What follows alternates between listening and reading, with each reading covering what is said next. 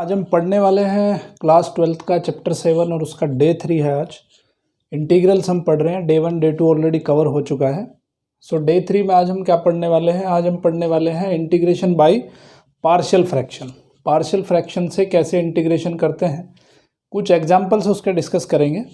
उसके बाद पढ़ेंगे कि इंटीग्रेशन बाय पार्ट्स कैसे करते हैं। तो दो टेक्निक यहाँ पे आज हम सीखने वाले हैं इस चैप्टर में। आई होप कि आपने डे 1 और डे 2 ऑलरेडी देख चुके होंगे। सो ये डे 3 बहुत इजी हो जाएगा आपके लिए। जब हम बात करते हैं पार्शियल फ्रैक्शन की तो उसका मतलब क्या होता है वो थोड़ा देख लेते हैं। देखो, जैसे आपके फ्रैक्शनल नंबर होते हैं, नंबर कैसे लिखते हैं हम? जैसे फ्रैक्शन को लिखते हैं 2/3, ठीक है। ये तो हो गया आपका प्रॉपर फ्रैक्शन, ये हो गया प्रॉपर फ्रैक्शन। और अगर इसको इम्प्रॉपर वे में लिखते हैं तो ये हो जाएगा 3/2। यानी कि यहाँ पे क्या है कि जब न्यूमरेटर बड़ा हो डिनोमिनेटर से तो उसको बोलते हैं इम्प्रॉपर फ्रैक्शन, और जब डिनोमिनेटर छोटा हो और न्यूमरेटर अगर छोटा हो डिनोमिनेटर बड़ा हो तो उस फ्रैक्शन को कहते हैं हम प्रॉपर फ्रैक्शन, ठीक है। तो सिमिलर फैशन में यहाँ पे जब हम पार्शियल फ्रैक्शन करेंगे तो पार्शियल फ्रैक्शन करने का हमारा तरीका क्या होगा? देखो, नीचे में इस तरह की कुछ कंडीशन दी होंगी, ये मैंने ऑलरेडी लिख दिया है जिससे कि टाइम कंज्यूमिंग कम हो। तो इस तरह की कुछ सिचुएशन होगी। देखो, ऊपर कौन सा पॉलिनोमियल है? फर्स्ट डिग्री का पॉलिनोमियल है, और नीचे है सेकंड डिग्री का पॉलिनोमियल। तो यहाँ पे जो हम डिग्री से प्रॉपर फ्रैक्शन में पहले हमें कन्वर्ट करना है। सो यहाँ पे डिग्री छोटी होगी, नीचे डिग्री बड़ी होगी। ये चीज़ हमें ध्यान रखनी है। अगर ऊपर और नीचे दोनों तरफ डिग्री सेम होती है, जैसे मान लेते हैं कि इस तरह का कोई एक्सप्रेशन होता है x² + x + 1, मान लेते हैं इस तरह का कोई एक्सप्रेशन है। तो इसकी भी डिग्री 2 है, इसकी भी डिग्री 2 है। तो हम क्या करते हैं, इसको डिवाइड कर लेते हैं। x² + x + 1 से इसको डिवाइड कर लो, ठीक है। और डिवाइड करने के बाद कुछ समथिंग इस तरह से आ जाएगा, कुछ यहाँ पे एक आ जाएगा और यहाँ पे एक आ जाएगा, ठीक है। तो इस तरह से कुछ बनेगा हमारा। तो ये बन जाएगा आपका टोटल प्रॉपर फ्रैक्शन में कन्वर्ट हो जाएगा। 1 यहाँ पे प्लस में आ जाएगा, ओके। सो 1 को हम इंटीग्रेट कर सकते हैं, फिर ये बन जाएगा आपका प्रॉपर फ्रैक्शन, ओके। तो मैं सिर्फ बात कर रहा हूँ प्रॉपर फ्रैक्शन की। जब प्रॉपर फ्रैक्शन कंडीशन में आपके न्यूमरेटर और डिनोमिनेटर दिए हों तो तब हम कैसे उसको इंटीग्रेट करेंगे। बहुत इंपॉर्टेंट टॉपिक है, बहुत अच्छे से समझ लो इसको। तो अगर फॉर्म हो हमारी px + q, p और q यहाँ पे कोई भी कांस्टेंट है, तो px + q / x - a और x - b। x - a एक फैक्टर हो गया, x - b एक फैक्टर हो गया डिनोमिनेटर का। तो हम उसको लिख सकते हैं a / x - a + b / x - b। अब मैं इस पे फर्स्ट पैटर्न पे कुछ एग्जाम्पल्स आपको दिखा देता हूँ, जिससे कि आपको समझ में आ जाए कि आखिर ये किया कैसे है और क्या इसका प्रैक्टिकल यूज़ है। सो एक एग्जाम्पल कोई पकड़ लेते हैं इसमें, और इसमें याद ये ध्यान रखना है कि a और b की जो वैल्यू है दोनों की वैल्यू इक्वल नहीं है। जैसे एक एग्जाम्पल लेते हैं, एग्जाम्पल नंबर 11। एग्जाम्पल नंबर 11 में क्या है कि dx / x + 1 और x + 2, इसका हमें इंटीग्रेशन करना है। तो सबसे पहले हम क्या करेंगे, हम इसको 1 / x + 1 और x + 2 को हम किस फॉर्म में लिखेंगे? a / x - a, b / x - b। तो इसको हम लिख लेंगे a / x + 1 plus b / x + 2 की फॉर्म में लिखेंगे, ओके। अब इसको सोल्व कर लो। सोल्व जब करेंगे तो यहाँ पे आ जाएगा 1 / x + 1 और x + 2 इज इक्वल टू, यहाँ पे LCM आ गया x + 1 x + 2। तो ये बचेगा a × x + 2 plus b × x + 1। इससे ये कैंसिल हो गया। तो यहाँ पे आ गया 1 = a × x + 2 b × x + 1, या इसको मैं लिख सकता हूँ ax + bx + 2a + b, ठीक है। इस तरह से मैंने इसको तोड़ के लिख दिया। अभी क्या करते हैं, दोनों तरफ लेफ्ट साइड में और राइट साइड में हम कोफिशिएंट कंपेयर करेंगे। किसका कोफिशिएंट कंपेयर करेंगे? x का और कांस्टेंट का। तो यहाँ पे अगर हम कंपेयर करते हैं तो देखो x का कोफिशिएंट यहाँ पे कितना है? 0 है। 0 × x मैं इसको लिख सकता हूँ, ठीक है। तो यहाँ पे जब हम कंपेयर करते हैं तो x का कोफिशिएंट यहाँ पे कितना है? a + b है, और यहाँ पे कोफिशिएंट कितना है? 0 है। तो a plus b is equal to आ गया 0, इक्वेशन नंबर 1। अब कांस्टेंट टर्म का कंपेयर करेंगे। कांस्टेंट टर्म कितनी है 2a प्लस बी और इधर 1 है, तो ये है 2a plus b is equal to 1, equation number 2। देख रहे हो दोनों इक्वेशन को हम एक दूसरे से माइनस कर दें तो क्या आएगा, b से b कैंसिल हो जाएगा, ये आ जाएगा minus a is equal to -1। तो a की वैल्यू क्या आ गई यहाँ पे -1 आ गई, और a की वैल्यू यहाँ पे रख देंगे तो b की वैल्यू क्या हो जाएगी +1 हो जाएगी, तो b की वैल्यू आ गई +1। ठीक है, तो a is equal to -1, b is equal to 1 आ गया। तो अब हम क्या करेंगे, इस एक्सप्रेशन में हम a और b की वैल्यू रख देंगे बस। ठीक है, इस तरह से हमारा कंसेप्ट ये है कि इसको सिंपली हम यहाँ पे इसको मैं लिख सकता हूँ -1/x+1 और +1/x+2। ठीक है, तो हमने इस इंटीग्रैंड जो था हमारा यहाँ पे, उस इंटीग्रैंड को कन्वर्ट कर लिया हमने इस फॉर्म में। इस फॉर्म का हम इजीली हम इंटीग्रेशन कर सकते हैं। ठीक है, सो हम इसको लिख सकते हैं, इस फॉर्म को हम लिख सकते हैं ये वाली फॉर्म में। ओके, तो हमने इसको लिख दिया, ये हो जाएगा -1/x+1 +1/x+2 और इसका सारे का कर दो इंटीग्रेशन। ओके, इसको ऐसे लिखा जा सकता है with the help of partial fraction. इस मेथड को कहते हैं पार्शियल फ्रैक्शन से इंटीग्रेशन करना। अब देखो इसका सिंपली इंटीग्रेशन कितना होता है, -log x+1 होता है इसका इंटीग्रेशन, और इसका इंटीग्रेशन हो जाएगा log x+2, और एक इसी का मिलता जुलता एक कांस्टेंट लगा दो यहाँ पे c। तो ये क्या हो जाएगा, देखो log a minus log b, तो ये हो जाएगा log x+2/x+1 और प्लस c। तो ये इस तरह से यहाँ पे आंसर आ जाएगा। ठीक है, समझ गए बात। तो आपने देखा कि पार्शियल फ्रैक्शन का यूज़ करते हुए हमने कितनी इजीली इसको इंटीग्रेट कर दिया। ओके, तो जब भी आप ऐसी फॉर्म कहीं पे नज़र आती है जहाँ पे नीचे एक पॉलिनोमियल दिया हो, ऊपर भी एक पॉलिनोमियल दिया हो, तो उसको हम इजीली इस तरह से सोल्व कर सकते हैं। ओके, अब एग्जांपल नंबर 12 देख लेते हैं। मेनली हमें क्या करना है, इसको इस फॉर्म में कन्वर्ट करना है। सो एक और एग्जांपल देख लेते हैं और सिस्टम क्लियर हो जाएगा आपको। तो पहले हम इसको कन्वर्ट करते हैं, x² + 1/x² - 5x + 6। अभी देखो ऊपर भी एक पावर है, नीचे भी एक पावर है, नीचे भी दो, ऊपर भी 2 पावर है, नीचे भी 2 पावर है। ऊपर भी 2 डिग्री का पॉलिनोमियल है, नीचे भी 2 डिग्री का पॉलिनोमियल है। तो हम क्या करेंगे, सबसे पहले इसको डिवाइड कर लेंगे।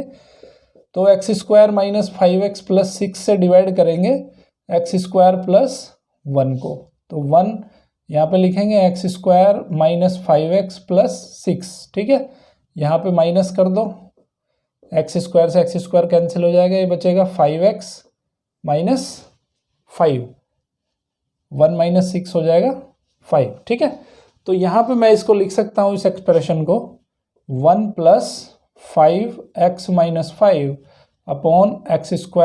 - 5x + 6। अभी इसके फैक्टर हम कर सकते हैं x² - 5x + 6 के, तो 1 + 5x - 5/x - 2 और x - 3, इसके 2 फैक्टर आ जाएंगे। तो देखो 1 का तो इंटीग्रेशन सिंपली हो जाएगा आपका x आ जाएगा।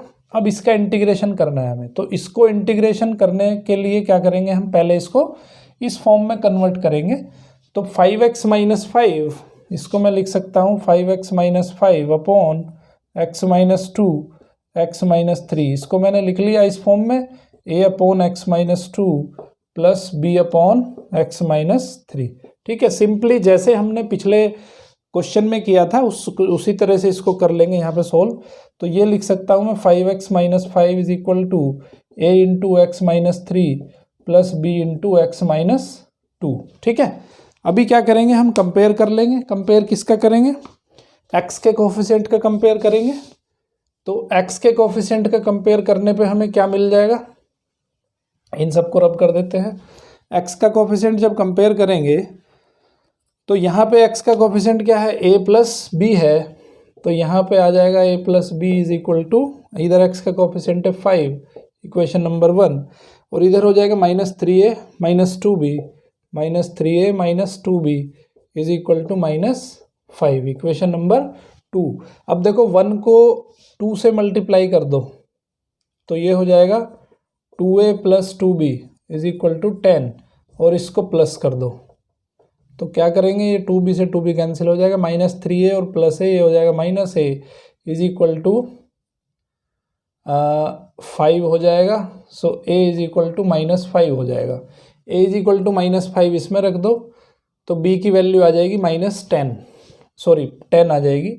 सो b इज इक्वल टू आ जाएगा, a इज इक्वल टू -5 रखो तो b आ जाएगा यहाँ पे 10। तो a और b की वैल्यू आपने निकाल ली। अब a और b की वैल्यू निकाल ली तो इसको रख दो। इसको यहाँ पे हम सिंपली लिख सकते हैं, क्या लिख सकते हैं, 1, एक तो 1 लिखा था हमने प्लस, अब a की जगह पे क्या है, -5 अपॉन x -2, और प्लस b की जगह पे 10 अपॉन x -3। ठीक है, अब इसको इंटीग्रेट कर लो। समझ गए बात, सिंपली आपका इसी फॉर्म में कन्वर्शन हो गया है। अब इंटीग्रेट करोगे इसको तो integration of 1 plus -5 upon x -2 plus 10 upon x -3, इसका सारे का करना है हमें इंटीग्रेशन। तो ये हो जाएगा 1 का x हो जाएगा, इसका हो जाएगा -5 log x -2, और इसका हो जाएगा 10 log x -3, और एक यहाँ पे लिख देंगे हम कांस्टेंट। ठीक है, तो इस तरह से आ जाएगा आपका, ये आंसर आ जाएगा। ओके, तो ये इनका करने का तरीका है। अब अगर कहीं पे रिपीटेशन हो रहा हो, ठीक है, फैक्टर का अगर रिपीटेशन हो रहा हो तो क्या करेंगे, तो हम चलते हैं अब सेकेंड पॉइंट की तरफ। सेकेंड पॉइंट आप क्या देख रहे हो, यहाँ पे x -a का रिपीटेशन हो रहा है। ठीक है, x -a 2 बार आ रहा है, तो हम क्या लिखेंगे इसको, a upon x -a plus b upon x -a का होल स्क्वायर। तो इस पर बेस्ड एक क्वेश्चन देख लेते हैं। ठीक है, तो क्वेश्चन नंबर 13 है। 13 में दिया है, देखो मैं सिर्फ इंटीग्रैंड लिख देता हूँ, इंटीग्रेशन तो कर ही लेंगे हम। ये दिया है 3x -2 अपॉन x + 1 का स्क्वायर और x + 3। तो मैं इसको क्या लिख सकता हूँ, यहाँ से देखो इसका रिपीटेशन हो रहा है, इसको तो हम सिंपली लिख देंगे। ठीक है, a upon x + 3, a upon x + 1 लिख लो पहले। ठीक है, प्लस b अपॉन, अब x + 1 का होल स्क्वायर है, तो एक बार एक फैक्टर लिख लिया, दूसरी बार उसका स्क्वायर का फैक्टर लिख लिया। ठीक है, प्लस c अपॉन, अब तीसरा फैक्टर लिख लेंगे x + 3। तो अगर कभी भी फैक्टर का रिपीटेशन होता है तो रिपीटेशन को इस तरह से लिखना है हमें। ठीक है, जैसे यहाँ पे दिखा है कि इसका रिपीटेशन हो रहा है x -a का होल स्क्वायर का, तो हमने रिपीटेशन पहले सिंगल फैक्टर लिखा है, उसके बाद फिर उसका रिपीटेशन लिखा है। ठीक है, तो अब सिंपली इसको हम ऐसे ही सोल्व करेंगे।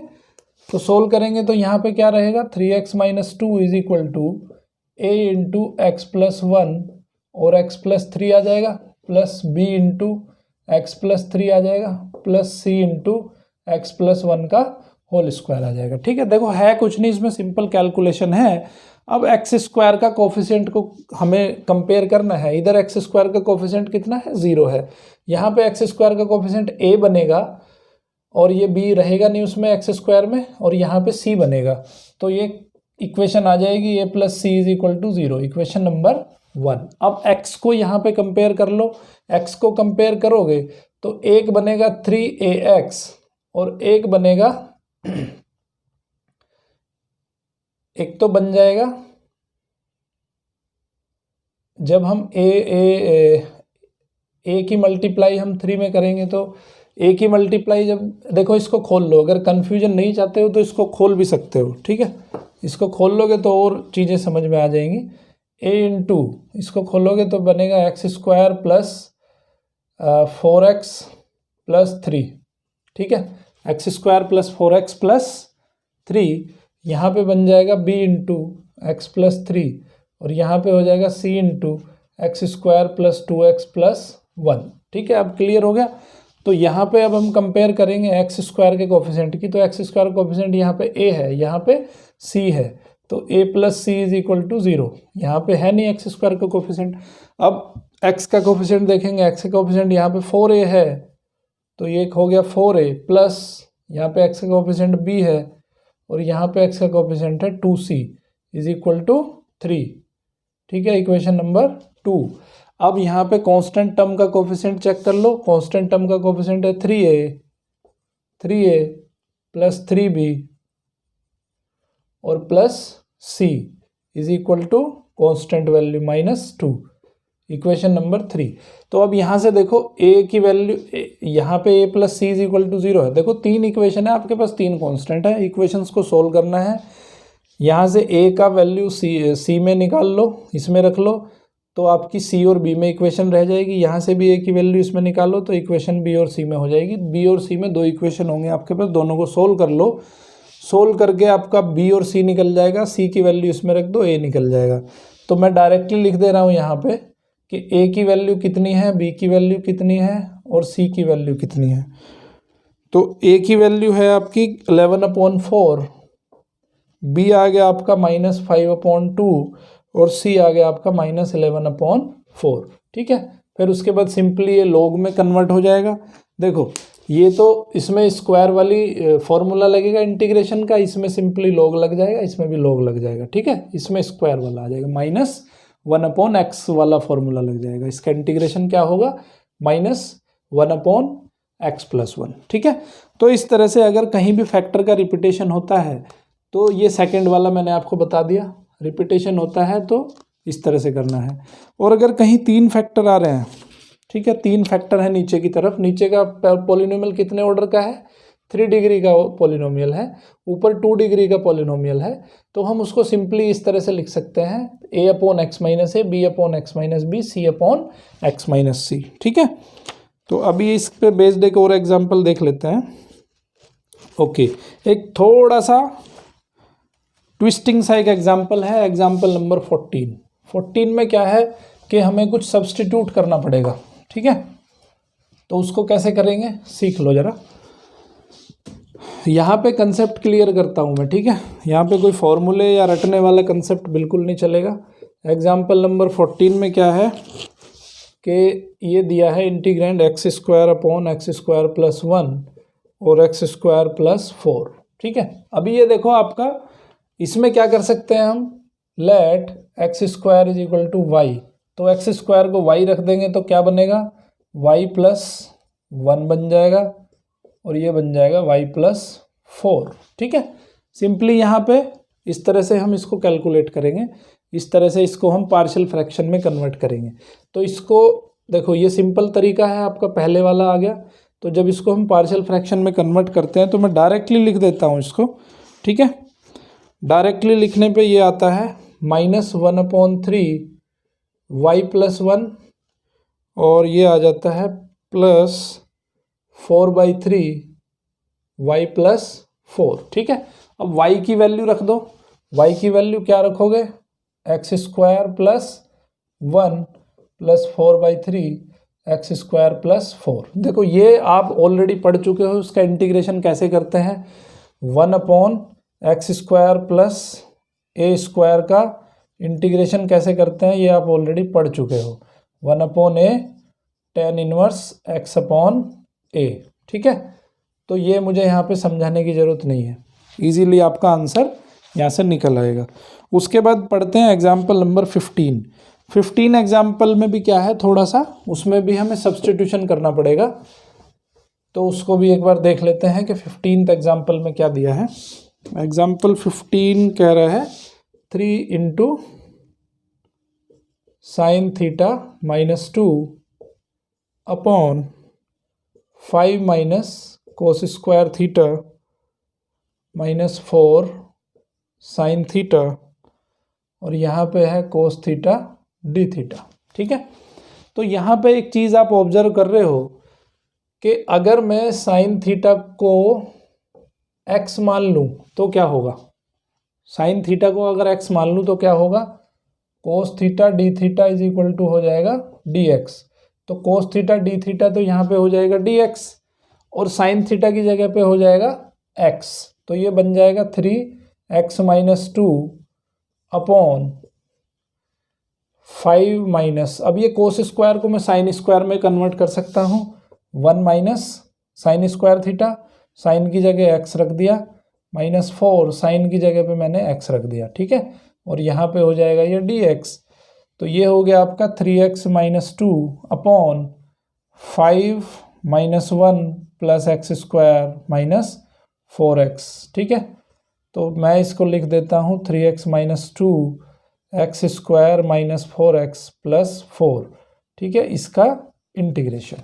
ओके, ये सिंपली किसका, इसको मैं लिख सकता हूँ 3x माइनस 2, एक्स माइनस 2 का होल स्क्वायर है ये, x माइनस 2 का होल स्क्वायर। तो अभी कौन सी फॉर्म आ गई आपकी, सेकंड वाली फॉर्म आ गई है, सेकंड वाली फॉर्म आ गई, तो आप इसको इजीली कन्वर्ट करके कर सकते हो। तो x में आंसर आ जाएगा, फिर x की जगह पे क्या रख देना है आपको, साइन थीटा रख देना है लास्टली, ठीक है। तो इसको जब हम सोल्व करेंगे,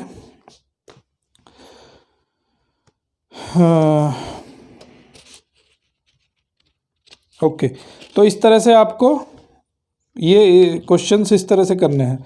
अभी देखते हैं हम एग्जांपल नंबर 16। तो 16 में क्या है, 16 में क्या खास बात है वो एक बार देख लेते हैं। अगर यहाँ पे नीचे भी हमारा पॉलिनोमियल जो है सेकंड ऑर्डर का हो और ऊपर भी पॉलिनोमियल सेकंड ऑर्डर का हो, मतलब एक फैक्टर हमारा सेकंड ऑर्डर का है और दूसरा एक फैक्टर हमारा ऐसा है कि जिसका हम फर्दर फैक्टराइजेशन ना कर सकते हो, ठीक है। फॉर्म नंबर आपकी 5th, तो 5th नंबर की अगर फॉर्म आती है तो उसमें क्या करते हैं हम, जो 2 डिग्री का पॉलिनोमियल है ना, फैक्टर है 2 डिग्री वाला, इस 2 डिग्री वाले फैक्टर के ऊपर bx प्लस c लिखते हैं, ना कि अकेला b, ठीक है। ये थोड़ा सा इसमें चेंज है बस। तो एग्जाम्पल नंबर 16 है, इसी पे बेस्ड है बिल्कुल। 16 को एक बार देख लेते हैं। एग्जाम्पल नंबर 16 में कह रहा है x square plus x plus 1 upon x plus 2 और एक्स स्क्वायर प्लस 1, ठीक है। ये इस तरह की फॉर्म है। यहाँ पे सेकंड ऑर्डर का पॉलिनोमियल है और ये भी सेकंड ऑर्डर का पॉलिनोमियल है, तो मैं इसको क्या लिख सकता हूँ, a अपॉन एक्स प्लस 2 लिख सकता हूँ, प्लस यहाँ पे लिखना है मुझे bx plus c upon x square plus 1, ठीक है। ये थोड़ा सा बस यहाँ पे ध्यान रखना है। तो अब मैं इसको लिख सकता हूँ x square plus x plus 1 is equal to a into x square plus 1 plus x plus 2 into b x plus c. अब इसको ओपन कर लो, a into x square plus 1 plus यहाँ पे हो जाएगा b x square plus b x की x में मल्टीप्लाई कर ली plus c x plus 2bx plus 2c, ठीक है। अब यहाँ पे कंपेयर कर लो, कंपेयर किसकी करोगे, एक्स स्क्वायर के कोफिशिएंट की। तो एक्स स्क्वायर का कोफिशिएंट यहाँ पे a है और यहाँ पे b है, तो a plus b is equal to, यहाँ पे एक्स स्क्वायर का कोफिशिएंट 1 है, सो आपकी इक्वेशन नंबर 1 बन गई। अब आप x का कोफिशिएंट कंपेयर करोगे, x का कोफिशिएंट क्या है, यहाँ पे 2b प्लस c है, ठीक है, और यहाँ पे 1 है, तो ये आ जाएगा 2b plus c is equal to 1, equation number 2 आ जाएगी। फिर कांस्टेंट टर्म कंपेयर करोगे, कांस्टेंट टर्म क्या है, a और plus 2c, a plus 2c is equal to यहाँ पे 1 है। तो यहाँ पे 3 इक्वेशन आ गई आपके पास a b c की। a की वैल्यू यहाँ से निकाल के इसमें रख दो, इसमें रख दो, ठीक है। तो ये बन जाएगी आपकी बी और सी में इक्वेशन, ये भी बी और सी में इक्वेशन है, दोनों को सोल्व कर लोगे, बी और सी की वैल्यू आ जाएगी, बी की वैल्यू निकाल के इसमें पुट कर दोगे तो ए की वैल्यू आ जाएगी। तो मैं ए और बी और सी की वैल्यू डायरेक्टली लिख देता हूँ। ए की वैल्यू यहाँ पे आएगी आपकी, ए की वैल्यू आएगी 3/5, a is equal to 3/5, b is equal to 2/5, c is equal to 1/5, ठीक है। तो उसमें आप रख सकते हो इसको, और इसको कैसे इंटीग्रेट करना है वो इंटीग्रेशन का तरीका मैं आपको पहले ही बता चुका हूँ, ठीक है। इससे जस्ट प्रीवियस वाला जो लेक्चर है डे 2 लेक्चर में मैं आपको इसको कैसे इंटीग्रेट करना है उसका तरीका आपको मैं सिखा चुका हूँ, ठीक है। तो इस तरह से यहाँ पे ये पार्शियल फ्रैक्शन का जो टॉपिक था, पार्शियल फ्रैक्शन का टॉपिक यहाँ पे होता है कंप्लीट। कोई अगर आपको डाउट आते हैं तो कमेंट बॉक्स में जाके कमेंट कर सकते हैं, ठीक है। बट ये चीज़ें आपको थोड़ा माइंड में याद रखनी पड़ेंगी कि अगर इस तरह का आपका इंटीग्रेंड दिया हो तो आपको किस फॉर्म में उसको कन्वर्ट करना है, ठीक है। तो ये थोड़ा सा यहाँ पे ध्यान रखना है। उसके बाद अभी हम पढ़ने वाले हैं एक्सरसाइज नंबर 7.5 एक्सरसाइज बिल्कुल सिंपल इसी पे बेस्ड है, पार्शियल फ्रैक्शन पे। अगर ये टॉपिक आपको समझ आया होगा अच्छे से तो ये एक्सरसाइज नंबर 7.5 बहुत आसानी से हो जाएगी, ठीक है। अभी हम पढ़ने वाले हैं integration by parts. Integration by parts का मतलब क्या है कि अगर दो फंक्शन हमें दिए हों, ठीक है, दो फंक्शन हमारे पास हैं और उन दो फंक्शन का मल्टीप्लाई है और उस मल्टीप्लाई को हमें इंटीग्रेट करना है, तो उसका इंटीग्रेशन का तरीका क्या है वो देख लो, कैसे उसको इंटीग्रेट करते हैं। तो अगर हमारे पास एक फंक्शन है f(x), दूसरा फंक्शन है हमारे पास g(x) और इसे हमें इंटीग्रेट करना है, तो उसका इंटीग्रेशन का जो तरीका है वो है कि पहला फंक्शन आप एज इट इज़ लिख दो और दूसरे फंक्शन का इंटीग्रेशन करो, ठीक है। फिर माइनस लगाओ, माइनस लगा के आप जो है इंटीग्रेशन का साइन शुरू करो और यहाँ पे बड़ा ब्रैकेट लगाओ और डिफरेंशिएशन करो फर्स्ट फंक्शन का। या तो मैं इसको सीधा लिख देता हूँ f'(x), ठीक है। तो यहाँ पे लिख देता हूँ मैं f'(x) और फिर सेकंड फंक्शन का इंटीग्रेशन, ठीक है, और फिर जो भी ये वैल्यू आए उसका पूरे का इंटीग्रेशन। तो कभी भी अगर दो फंक्शन का मल्टीप्लिकेशन का हमें इंटीग्रेशन करना है तो उसका तरीका ये होता है, ठीक है। अभी इस पे बेस्ड कुछ क्वेश्चन पढ़ेंगे हम। देखो यहाँ पे भी एक टेक्निक है कि किस फंक्शन को हम फर्स्ट फंक्शन कंसिडर करें और किस फंक्शन को हम सेकंड फंक्शन कंसिडर करें, ठीक है। तो ये टेक्निक आपको जो है समझा देता हूँ मैं, लेकिन आपको ध्यान ये रखना है कि फर्स्ट फंक्शन हमारा ऐसा होना चाहिए कि जिसका डिफरेंशिएशन हम करके और फंक्शन हमारा छोटा हो जाए, ठीक है। जैसे आपके जो पॉलिनोमियल्स होते हैं, पॉलिनोमियल्स को अगर हम डिफरेंशिएट करते हैं तो डिफरेंशिएशन करने पे उसका डिग्री कम हो जाता है, ठीक है, उसकी लेंथ भी कम हो जाती है। लेकिन अगर पॉलिनोमियल को हम इंटीग्रेट कर देंगे तो क्या होगा, फंक्शन आपका और बड़ा हो जाएगा, और बड़ा हो जाएगा तो फिर उसका पूरे का भी हमें इंटीग्रेशन अगेन करना है तो और भी बड़ा फंक्शन हो जाएगा, ठीक है। यहाँ भी इंटीग्रेशन करना है, तो पॉलिनोमियल को कभी भी हम सेकंड फंक्शन में नहीं रखते हैं, उसको फर्स्ट फंक्शन में कंसिडर करते हैं, ठीक है। तो ये चीज़ें क्या है, ये टेक्निक है, ये स्किल है, ये स्किल आप जब क्वेश्चन करोगे आपको क्वेश्चन के अकॉर्डिंग आपको समझ में आ जाएगी। जैसे मैं एग्जाम्पल नंबर 17 लेता हूँ, एक एग्जाम्पल नंबर 17 एग्जाम्पल है आपका। यही इसमें स्किल है कि किस फंक्शन को आपको फर्स्ट फंक्शन कंसिडर करना है और किस फंक्शन को सेकंड फंक्शन कंसिडर करना है। देखो ये आपका क्वेश्चन लिखा है x इंटू कोस एक्स। अब यहाँ पे अगर ये क्वेश्चन ऐसे लिखा हो cos x into x D x, तो यहाँ पे क्या है, देखो मैंने अभी आपको बताया कि अगर इसको इस फॉर्मूले में रखोगे तो आपका फॉर्मूले में रखने पे क्या बनेगा, मान लेते हैं ये देखो दो तरीके हैं, या तो ऐसे करो या ऐसे करो, दोनों का सेम फंडा है। तो अगर हम इसको इस तरह से करते हैं तो f(x) लिख दो पहले, f(x) क्या है, x है, और यहाँ पे cos x का इंटीग्रेशन माइनस फिर f'(x), x का डिफरेंशिएशन कितना होता है, 1 होता है, और यहाँ पे इंटीग्रेशन ऑफ cos x, फिर इसका सारे का इंटीग्रेशन, ठीक है। तो एक तरीका ये हुआ, देखो ये सिंपल ही है। cos x का इंटीग्रेशन यहाँ पे क्या हो जाएगा, sin x आ जाएगा, तो ये हो जाएगा x sin x, ठीक है। यहाँ पे cos x का इंटीग्रेशन क्या हो जाएगा, sin x हो जाएगा, sin x का इंटीग्रेशन माइनस cos x हो जाएगा, और माइनस cos x हो जाएगा प्लस cos x, ठीक है। तो ये आ गया आपका आंसर। ओके, अगर हम इसको इस तरह से मान लेते हैं कि भाई फर्स्ट फंक्शन हमारा cos x हो जाता है, सेकंड फंक्शन हमारा x हो जाता है, तो इससे भी थोड़ा देख लेते हैं कि इससे क्वेश्चन क्या बनता है हमारा। तो फर्स्ट फंक्शन तो एज इट इज रखना है हमें cos x, और सेकंड फंक्शन का करना है हमें इंटीग्रेशन माइनस फर्स्ट फंक्शन का डिफरेंशिएशन, cos x का डिफरेंशिएशन हो जाएगा माइनस sin x, और फिर x का इंटीग्रेशन हो जाएगा, तो x का इंटीग्रेशन और फिर यहाँ पे फिर इंटीग्रेशन। अभी देखो फंक्शन आपको क्या है और भी लंबा होता नज़र आ रहा है, तो ये हो जाएगा आपका cos x into x square आ गया, यहाँ पे माइनस माइनस प्लस हो गया, बट ये फिर वही फंक्शन हो गया उसी तरह का। अब ये साइन एक्स और एक्स का फंक्शन बन गया, ठीक है।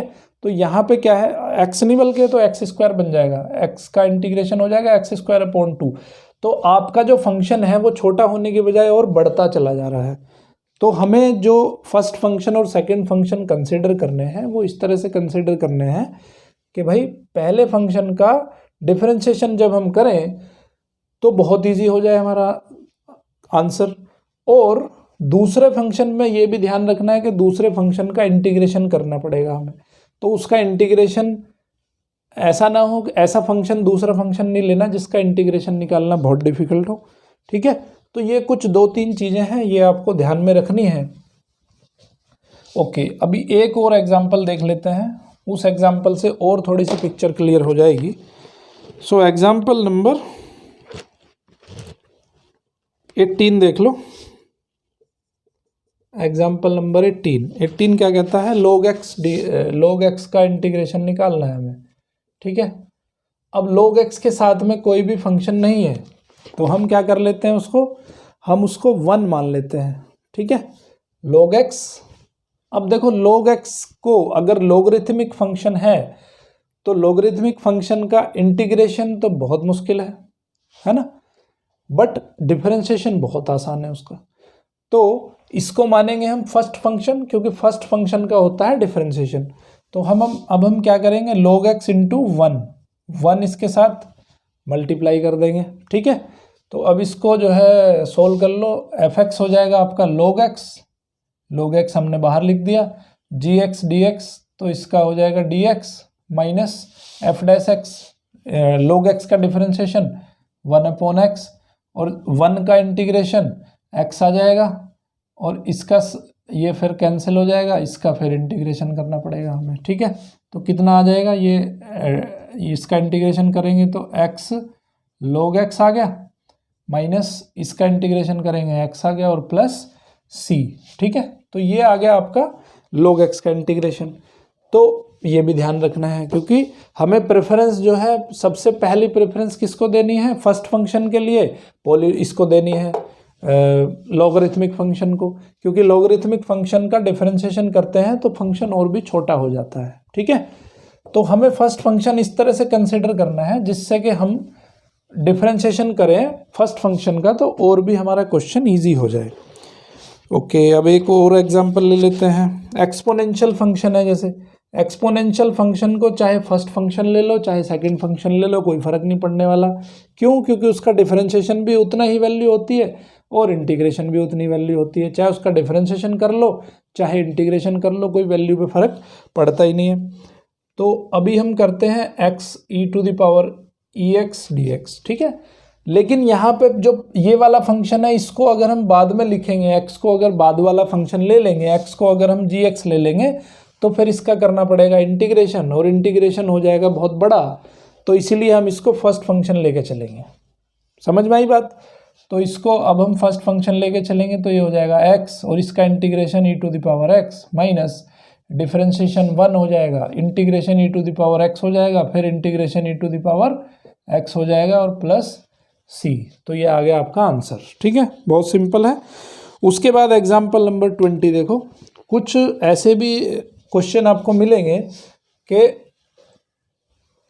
जिसमें फर्स्ट फंक्शन लेंथी मानने पे भी क्वेश्चन इजीली सोल्व हो जाएगा। एग्जाम्पल नंबर 20 में क्या दिया है, उसने दिया है x sin inverse x upon 1 minus x square का अंडर रूट, ठीक है। अब हम यहाँ क्या करेंगे, साइन इनवर्स x को अगर फर्स्ट फंक्शन मान लेंगे, फर्स्ट फंक्शन अगर साइन इनवर्स x को मान लेंगे तो उसका जो डिफरेंशिएशन होता है, डिफरेंशिएशन क्या होता है साइन इनवर्स एक्स का, साइन इनवर्स एक्स का अगर डिफरेंशिएशन करें तो डिफरेंशिएशन हो जाता है 1/1 माइनस एक्स स्क्वायर का अंडर रूट। ठीक है, तो यहाँ पे क्या होगा कि हमारा जो क्वेश्चन हो जाएगा वो आसान हो जाएगा। ओके, और सेकंड फंक्शन क्या मानेंगे, सेकंड फंक्शन मानेंगे x/1 माइनस एक्स स्क्वायर, क्योंकि साइन इनवर्स एक्स का इंटीग्रेशन करना मुश्किल हो जाएगा, तो साइन इनवर्स एक्स को हम सेकंड फंक्शन नहीं मान सकते हैं। ठीक है, तो अब इसको करो देखते हैं क्या होता है। तो ये फर्स्ट फंक्शन हम मान लेते हैं साइन इनवर्स एक्स को, तो ये इस तरह से लिखा है, बट हम इसको कैसे लिख देते हैं, इस तरह इसको लिख देते हैं कि फर्स्ट फंक्शन हो जाए आपका sign inverse x into x/1 minus x square का अंडर रूट डी एक्स। ठीक है, अब इसमें ये फॉर्मूला लगा दो। तो पहला फंक्शन तो as it is sine inverse x as it is, इस फंक्शन का integration x/1 minus x square का अंडर रूट इंटीग्रेशन माइनस इसका डिफरेंशिएशन, डिफरेंशिएशन कितना होगा साइन इनवर्स एक्स का 1/1 minus x square under root, और इसका integration x/1 minus x square का अंडर रूट, इसका इंटीग्रेशन हो जाएगा। ठीक है, फिर सारे का फिर अगेन इंटीग्रेशन होगा। ठीक है, थोड़ा सा लेंदी है बट इजीली हो जाएगा।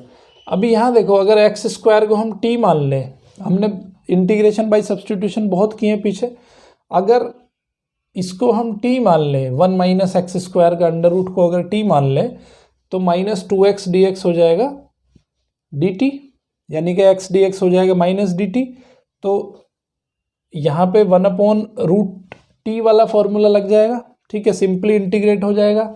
ओके, तो ये हो जाएगा साइन इनवर्स एक्स इनटू, मैं इसको डायरेक्टली लिख देता हूँ क्योंकि ये तरीके हम पीछे पढ़ चुके हैं। ओके, तो इसका जो आंसर आ जाएगा वो आ जाएगा, अगर इसको 1 माइनस एक्स स्क्वायर को मैं मान लूँ t, तो आंसर इसका हो जाएगा, ये देखो ये हो जाएगा -1/2 dt by t under root. Okay, फिर इसका इंटीग्रेशन कर देंगे हम इजीली। सिमिलर फैशन में यहाँ पे करना पड़ेगा हमें, ये हो जाएगा 1/1 माइनस एक्स स्क्वायर का अंडर रूट, और इसका भी सेम इंटीग्रेशन आएगा, तो इसकी जगह भी मैं लिख देता हूँ -1/2 dt by root t. Okay, और फिर इस सारे का करेंगे हम dx। समझ आई बात? ओके, अब इसकी जगह भी आप t लिख सकते हो वैसे, अभी इसको यही रहने दो। अब इसको इंटीग्रेट करेंगे तो आंसर क्या आ जाएगा, साइन इनवर्स एक्स, इसको जब ये -1/2 तो एक बाहर लिख लेते हैं, -1/2 बाहर आ जाएगा। ठीक है, साइन इनवर्स एक्स और रूट टी, इसका इंटीग्रेशन करेंगे तो रूट टी आ जाएगा। ओके, रूट टी, और इसमें आ जाएगा 2 भी आएगा, एक 2 रूट टी आ जाएगा। ठीक है, तो इस 2 से तो ये 2 कैंसिल हो जाएगा, और माइनस, अब यहाँ इसको इंटीग्रेट किया हमने। ठीक है, इसको इंटीग्रेट करके भी ये बचेगा 2 रूट टी बचेगा, तो 2 से 2 कैंसिल हो जाएगा, माइनस माइनस हो जाएगा प्लस। ठीक है, और 1 माइनस एक्स स्क्वायर को आपने रख दिया था टी, है ना, तो यहाँ पे हम इसको सिंपली हम इंटीग्रेट कर सकते हैं। ओके, तो इसको लिख लो आप, यहाँ पे आ गया ये, और ये हो गया आपका 1/1 माइनस एक्स स्क्वायर का अंडर रूट। ठीक है, तो यहाँ पे जब हम इसको इंटीग्रेट करेंगे तो ये बचेगा 2 रूट टी। ओके, तो 2 रूट टी, 2 से 2 कैंसिल हो जाएगा, रूट टी को मैं क्या लिख सकता हूँ, 1 माइनस एक्स स्क्वायर का अंडर रूट लिख सकता हूँ। ठीक है, तो 1 माइनस एक्स स्क्वायर के अंडर रूट से 1 माइनस एक्स स्क्वायर का अंडर रूट कैंसिल हो जाएगा। ओके, तो फिर यहाँ क्या बचेगा सिंपली, और ये माइनस माइनस हो जाएगा प्लस। ओके, तो ये बचेगा अभी आपका, कितना बचेगा यहाँ पे, ये बच जाएगा टी की जगह पे क्या लिख देंगे, 1 माइनस एक्स स्क्वायर का अंडर रूट, तो ये बचेगा -1 माइनस एक्स स्क्वायर का under root into sine inverse x, और इसका इंटीग्रेशन जब करेंगे तो प्लस एक्स आ जाएगा, और एक हमने इंटीग्रेशन कांस्टेंट लिख दिया सी। तो इस तरह से हमने देखा कि ये ऐसे क्वेश्चंस को हम लेंदी क्वेश्चन भी इजीली हम इंटीग्रेट कर सकते हैं। ठीक है, अब एक एग्जांपल नंबर 21 देखते हैं, जिसमें एक फंक्शन आपका लॉगरिथम एक्सपोनेंशियल फंक्शन है और एक फंक्शन आपका ट्रिग्नोमेट्रिक फंक्शन है। ठीक है, तो अब एक्सपोनेंशियल फंक्शन को तो कहीं भी रख लो, कोई फर्क नहीं पड़ता है, लेकिन ट्रिग्नोमेट्रिक फंक्शन पे फर्क पड़ता है। तो अब हम उसको क्या माने, उसको फर्स्ट फंक्शन माने या सेकंड फंक्शन माने, तो ये थोड़ा ध्यान रखना है आपको। ठीक है, अभी देखो यहाँ पे कोई फर्क नहीं पड़ेगा, चाहे आप साइन एक्स को फर्स्ट फंक्शन मान लो चाहे सेकंड फंक्शन मान लो, क्योंकि इसको इंटीग्रेट करेंगे या डिफरेंशिएट करेंगे तो वैल्यू लगभग सेम ही रहती है ना, सिर्फ प्लस माइनस का डिफरेंस होता है। e to the power x को आप इंटीग्रेट करो या डिफरेंशिएट करो, कोई फर्क नहीं पड़ता। तो हम इसको जो है फर्स्ट फंक्शन ले लेते हैं e to the power x को, और साइन x को सेकंड फंक्शन ले लेते हैं। तो इसमें रखो, इसको कैसे करते हैं वो थोड़ा देख लो। e to the power x को मैं एज इट इज लिख देता हूँ, और साइन x का इंटीग्रेशन हो जाएगा माइनस कोस x माइनस, अब यहाँ पे e to the power x का differentiation e to the power x और साइन x का इंटीग्रेशन माइनस कोस x और dx। Got the point? Okay, इसको मैं लिख सकता हूँ minus e to the power x cos x। फिर अगेन इसमें फिर वही काम करेंगे, ये माइनस माइनस को मैं लिख देता हूँ प्लस। ठीक है, e to the power x को फर्स्ट फंक्शन मान लेते हैं, कोस x को सेकंड फंक्शन मान लेते हैं, तो क्या होगा e to the power x as it is, cos x का इंटीग्रेशन तो वो हो जाएगा साइन x। ओके, और माइनस, अब ये माइनस लिखा, e to the power x का differentiation e to the power x होगा, और कोस x का इंटीग्रेशन वो हो जाएगा साइन x। ठीक है, और इस सारे का इंटीग्रेशन। अब ये क्या है आपका, ये है i के बराबर।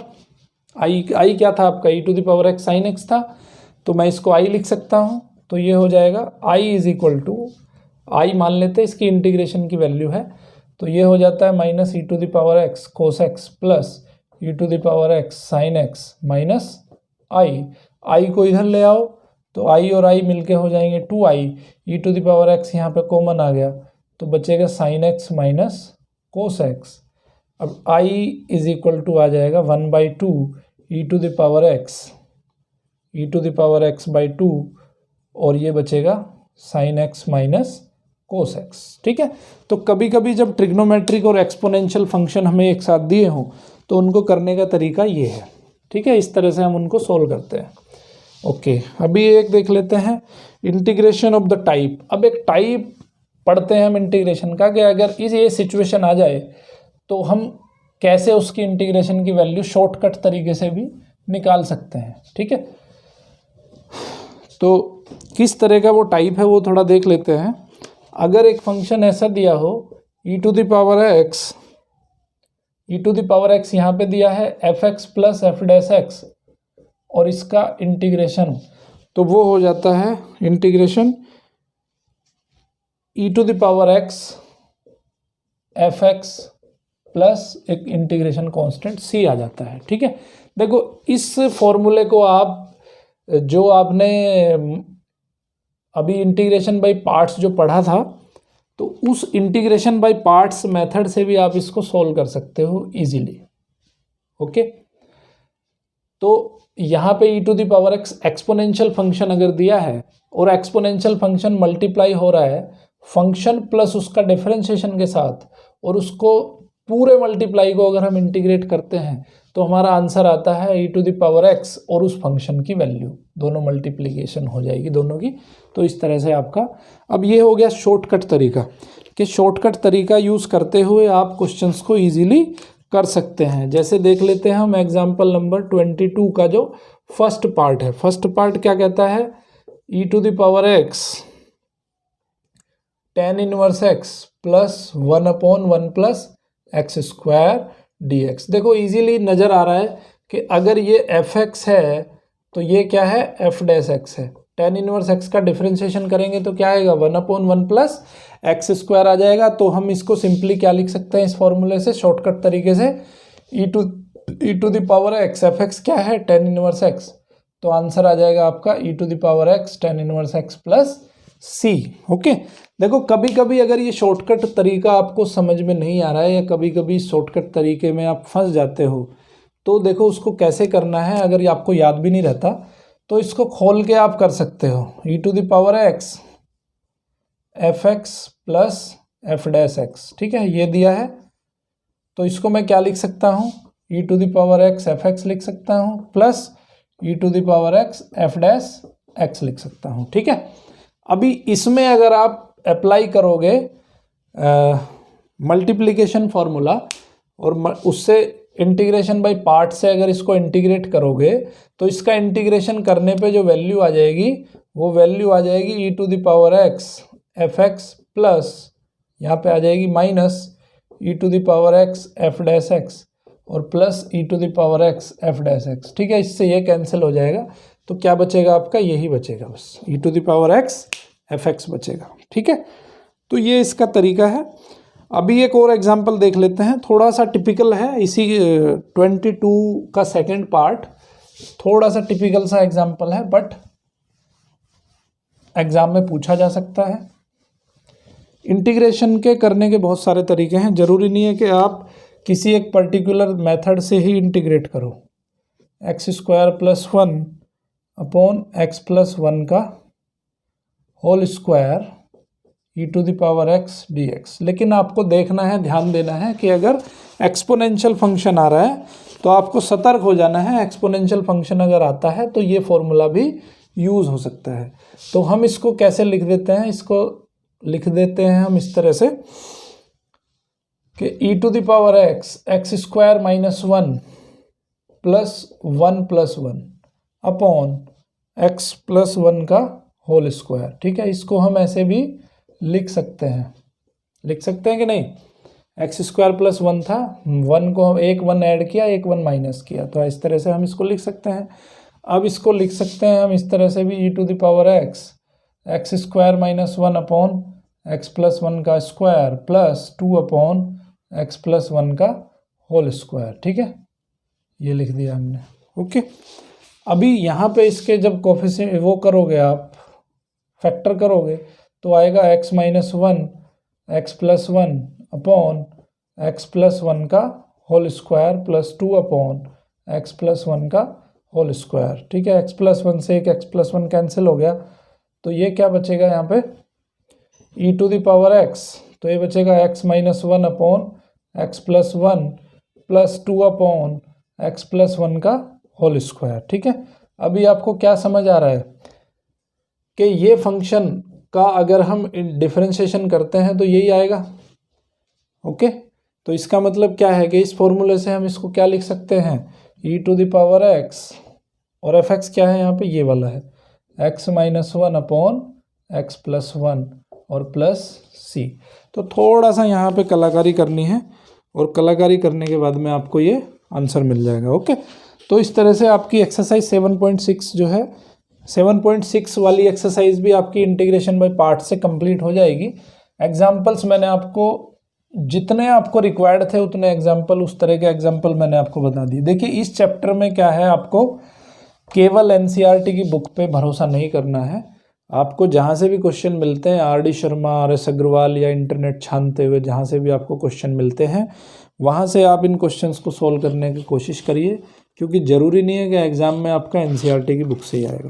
ठीक है, एनसीईआरटी क्या करता है, आपको एक डेफिनेट पैटर्न बताता है क्वेश्चंस के कि भाई ऐसे पैटर्न का क्वेश्चन आ सकता है, बट आपको क्वेश्चंस बहुत सारे वेरियस प्लेटफॉर्म से आपको क्वेश्चन उठाने हैं और उनको सोल्व करना है। ठीक है, तो यहाँ पे ये चैप्टर अभी ख़त्म नहीं हुआ, चैप्टर बहुत लेंथी चैप्टर है, कई सारे टॉपिक्स इसमें आगे और भी बचे हुए हैं। तो आई थिंक या 2 या 3 लेक्चर में ये टॉपिक आपका कंप्लीट हो जाएगा।